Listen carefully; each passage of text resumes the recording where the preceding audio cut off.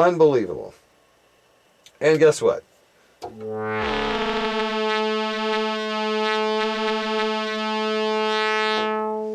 We're not done. There's still one more giant facet to this synthesizer. Okay, so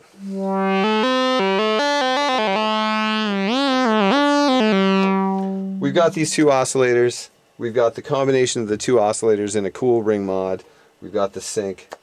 Then we have this section down here at the end, inconspicuously lounging here at the end, called polyphony. Now, in any review you read, for some bizarre reason, well, it's not so bizarre. In any review you read, you're going to hear that the MG-1 has an organ. It has an organ sound, often called a cheesy organ sound. Hey, if you buy this synth, you're going to find a cheesy organ sound. Well, guess what? It can be a cheesy organ sound, to be sure. It is definitely capable of cheesy sounds. But to get the cheesy organ sound, you have to have these settings. Let's open the filter all the way up. Turn the keyboard tracking off.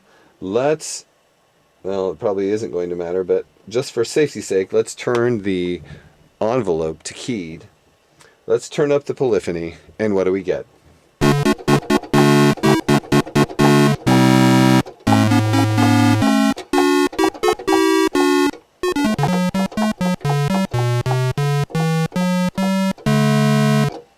Well, it does sound somewhat organ-like, although I'm accustomed to organs not being so square wavy, but yeah, I could see someone thinking this was an organ based on that.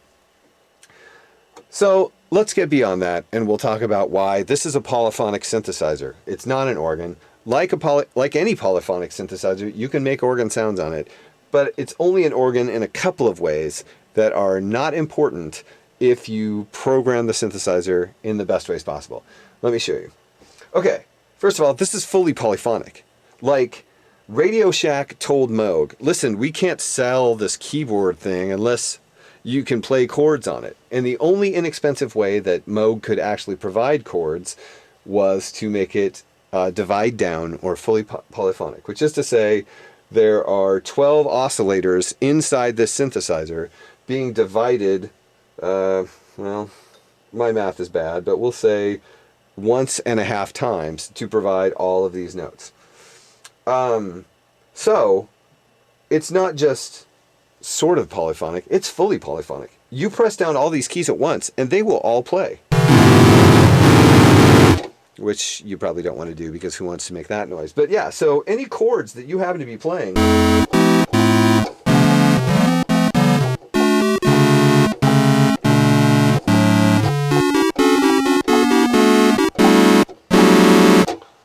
you can't run out of notes on this thing, which is really cool. So it's got that going for it.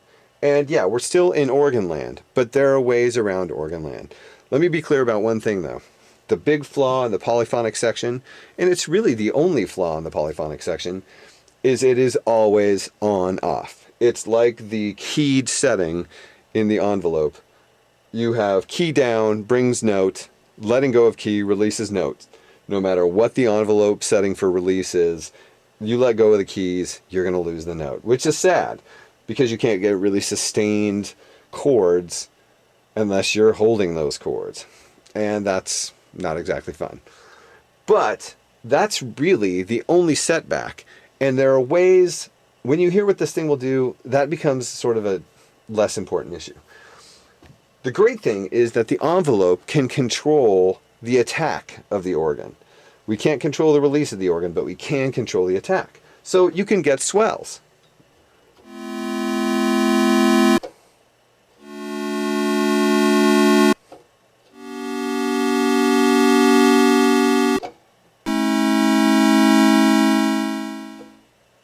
See, as long as I hold the keys down, the envelope can provide the shape of the sound. Now, I can't let go of it and have the release go like I can with the oscillators. But as long as I hold the keys down long enough for the filter to close as controlled by, or the amp to close as controlled by the envelope, you can't tell the difference. We heard that fade away. So yeah. So there's a way around this lack of release that exists in the organ. Now, what's super cool is that we haven't even used the filter. First of all, that sound we just heard with the envelope, organs don't do that unless you're like controlling the pedal, but that's just not an organ sound.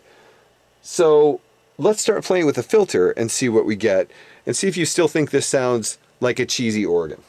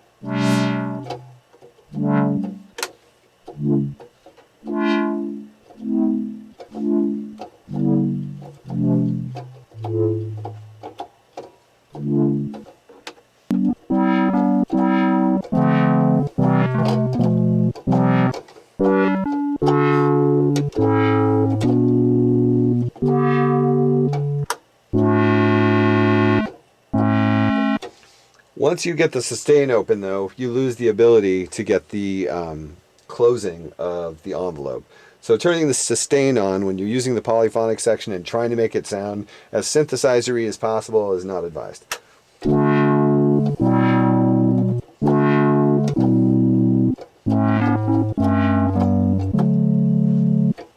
Okay, so while it can sound like an organ, it can also sound like a very basic polyphonic synthesizer. But what makes it sound really great as a synthesizer are some cute tricks you can pull. For example, you can turn up the other oscillators, mixing them with the polyphonic section. And let's be clear about something that you probably haven't thought about. Okay, yeah, this is the cheapo MG-1. It's the Radio Shack synthesizer. Okay, not only was it made by Moog, but let's do some basic math here. 1 oscillator, 2 oscillators, 3 oscillators. Yeah, this is the polyphonic section, but there's no reason why you always have to play it in polyphony. So you know what happens if you turn this up while you have the 2 oscillators up, and then you play in monophony? You have 2 variable oscillators and then 1 square wave oscillator to play along with it, which gives you, a lot of you are really interested in detuning, this gives you 3 oscillators to detune, and you can still be using the modulation, which again, pow, we just blew away the mini Moog in at least one way. You can use 3 oscillators and an LFO at the same time on the synthesizer. So let's listen. First oscillator. Second oscillator. Third oscillator. That's a big sound.